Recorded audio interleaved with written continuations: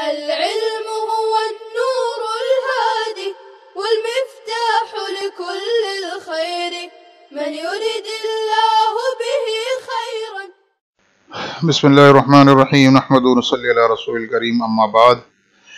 عزیز طلباء کرام، ناظرین حضرات، السلام علیکم ورحمۃ اللہ وبرکاتہ. اب تک ہم حروف عاملہ در اسم پڑھ چکے تھے. اب ہم حروف عاملہ در فعل مضارع پڑھیں گے. فعل میں بھی فعل مضارع اس لیے کہ فعل ماضی مبنی ہوتا ہے اور فعل مضارع جو ہے وہی اعراب کو قبول کرتا ہے. اسی لیے فعل مضارع پہ جو حروف عمل کرتے ہیں سب سے پہلے ان کی دو قسمیں ہیں، حروف ناصبہ اور حروف جازمہ. یعنی بعض حروف وہ ہیں جو نصب دیں گے اور بعض حروف وہ ہیں جو جزم دیں گے. حروف ناصبہ یہ چار ہیں: ان، لن، کئی، اذن. یہ فعل مضارع پر داخل ہوتے ہیں اور ان کو نصب دیتے ہیں. اب نصب دینے کا طریقہ یہ ہے کہ فعل مضارع کے جو 5 صیغے ہیں، واحد مذکر غائب، واحد مؤنث غائب، واحد مذکر حاضر اور متکلم کے 2 صیغے، یہ 5 صیغے یفعلو، تفعلو، تفعلو، افعلو، نفعلو، یہ 5 صیغے، اس پر اعراب جو آتا ہے وہ اعراب اگر رفع ہو تو ضمہ کی شکل میں آتا ہے، اگر نصب اس پہ آئے یعنی نصب آنے والا ہو، عامل ناصب ہو، تو ان کے اوپر فتحہ کی شکل میں آتا ہے. جیسے لن یضرب، لن یفعل، ان یفعل. اور جب ان 5 صیغوں پر جزم آنے والا ہوگا تو ان کے اوپر سکون کی حرکت ہوگی، جیسے لم یفعل. تو یہ 4 فعل، یہ فعل مضارع میں یہ داخل ہوتے ہیں ان، لن، کئی، اذن. اور 5 صیغے جو ہیں، واحد مذکر غائب، واحد مؤنث غائب، واحد مذکر حاضر اور مذکر و مؤنث متکلم کے واحد کا صیغہ اور تثنیہ و جمع متکلم کا صیغہ. تو یفعلو، تفعلو، تفعلو، افعلو، نفعلو، یہ 5 صیغوں پر اعراب نظر آئے گا، نصب آئے گا اور نصب فتح کی شکل میں ہوگا. اور وہ صیغے جن میں نون اعرابی ہوتا ہے وہ 7 صیغے ہیں. 4 تثنیہ کے، یفعلانی، تفعلانی، تفعلانی، تفعلانی. تثنیہ مذکر غائب، تثنیہ مؤنث غائب، تثنیہ مذکر حاضر، تثنیہ مؤنث حاضر، یہ 4 تثنیہ کے. اور اسی طرح غائب کے 2، غائب جمع مذکر کے 2، غائب اور حاضر، یفعلون، تفعلون. اور اسی طرح واحد مؤنث حاضر تفعلینا میں جو نون ہے، یہ 7 صیغے ہیں جس کے اندر جو نون آخر میں نظر آتا ہے وہ نون اعرابی ہوتا ہے. یعنی جب عامل ناصب اور عامل جازم نہیں ہوگا تو یہ نون دکھتے ہیں، نون باقی رہتے ہیں. لیکن جیسے ہی عامل ناصب یا عامل جازم میں سے کوئی بھی حرف ان پر آتا ہے تو یہ 7 صیغوں سے نون گر جاتا ہے. جیسے یفعلون سے ان یفعلو، یفعلانے سے ان یفعلا، یہ نون گر جاتا ہے. اور یہ اعراب کے طور پر رفع کی حالت میں رہتا ہے، اس لیے اس کو نون اعرابی کہتے ہیں. تو 7 صیغے ہیں.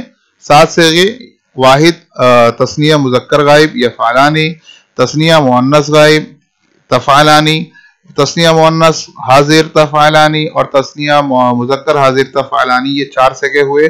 اور جمع مذکر غائب کے 2 صیغے، یفعلون، تفعلون اور واحد مؤنث حاضر تفعلینا. ان میں جو نون ہے یہ نون عامل ناصب ہو یا عامل جازم ہو، دونوں صورتوں میں اعراب کے طور پر گرا دیا جاتا ہے. یعنی اعراب ہی یہ ہوتا ہے کہ جو نون آخر میں ان 7 صیغوں میں ہے وہ گرا دیا جائے. یہ اعراب اس شکل میں دیا جاتا ہے کہ یہ اعراب، یہ نون گر جاتا ہے. یہ ہے شکل نصب کی اور یہی شکل ہے جزم کی. اور اب بچے جو 2 صیغے یفعلنا، تفعلنا، کیونکہ 7 صیغے یہ ہو گئے اور 5 صیغے وہ، تو 7 اور 5 یہ 12 صیغے ہوئے اور 14 صیغے کی گردان ہوتی ہے. تو 2 صیغے یفعلنا اور تفعلنا یہ بچ جاتے ہیں. ان پر کوئی عامل عمل نہیں کرتا، اس لیے کہ ماضی مضارع کے یہ 2 صیغے مبنی ہوتے ہیں. ان کے آخر میں جو نون ہوتا ہے وہ نون جمع مؤنث ہوتا ہے. تو آپ مثالیں دیکھ لیجئے، جیسے اریدو ان اتلو القرآن، یہ ان کی مثال ہے. آپ یہاں دیکھ سکتے ہیں اریدو ان اتلو القرآن. تلا یتلو فعل مضارع یہاں پر ہے، اریدو یہاں پر فعل مضارع ہے، واحد متکلم کا سیگا ہے اور اس سے پہلے کوئی عامل نہیں ہے، اسی لیے واحد متکلم کے سیگے کے آخر میں جو دال ہے اور دال پر آپ ضمہ رفع مرفوع ہے وہ ضمہ آپ دیکھ سکتے ہیں، رفع دیکھ سکتے ہیں ضمہ کی شکل میں۔ ان اتلو القرآن میں عامل ناصب ان یہاں پر آپ دیکھ سکتے ہیں، تلا یتلو سے اتلو جو ہے یہ فعل مضارع کا صیغہ واحد متکلم ہے، اتلو اتلوا۔ اب یہاں پر آپ دیکھ سکتے ہیں کہ ان کی وجہ سے اتلو منصوب ہے اور واو کے اوپر فتحہ آیا ہوا ہے تو یہ منصوب ہوا۔ اریدو ان اتلو القرآن پر نصب ہے، یہ مفعول بھی بن رہا ہے، اریدو ان اتلو القرآن، میں قرآن پڑھنا چاہتا ہوں۔ اب یہاں پر قرآن پڑھنا چاہتا ہوں ایک اضافی اعتبار سے یہ بات سن لیں کہ جو ان حرف ناصب ہوتا ہے یہ لفظی طور پر یہ عمل کرتا ہے کہ 5 صیغوں کو نصب دیتا ہے فتح کی شکل میں، 7 صیغوں سے نون اعرابی گرا دیتا ہے، لیکن ساتھ ہی ساتھ یہ معنی میں بھی یہ کرتا ہے کہ فعل مضارع کو مصدر کے معنی میں کر دیتا ہے، اسی لیے اس کو ان مصدریہ بھی کہا جاتا ہے۔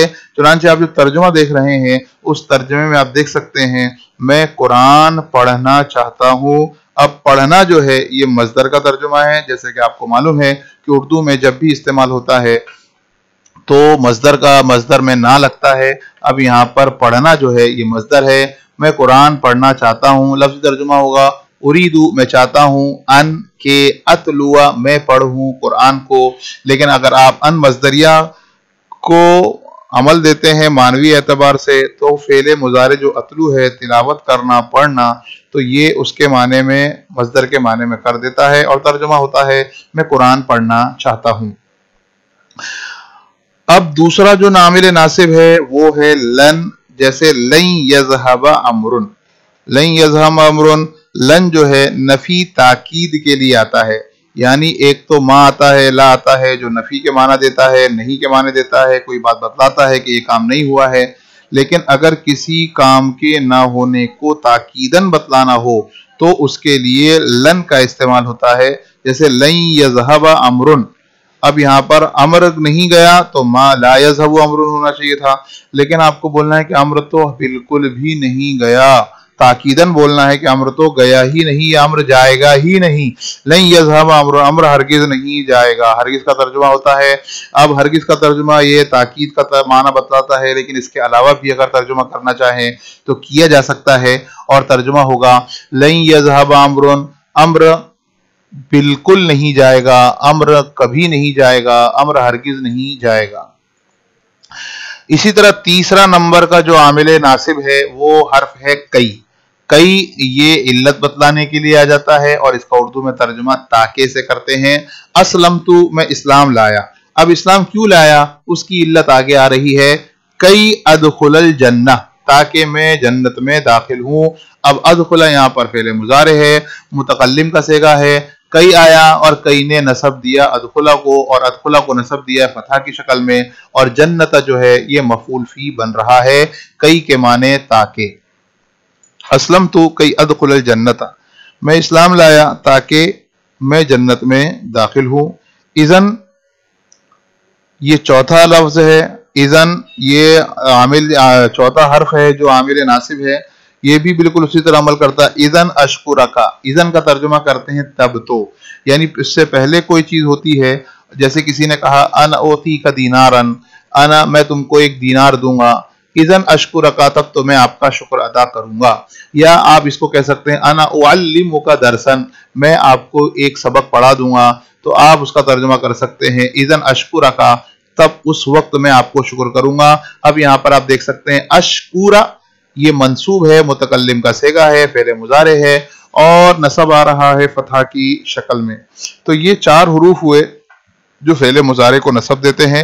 امید کرتے ہیں آپ کو آج کا یہ سبق سمجھ میں آیا ہوگا۔ ملتے ہیں آئندہ سبق میں۔ السلام علیکم ورحمۃ اللہ وبرکاتہ۔ السلام عليكم، لا تنسوا الاعجاب بالفيديو والاشتراك في القناة تشجيعا لنا لنستمر بنشر المزيد إن شاء الله.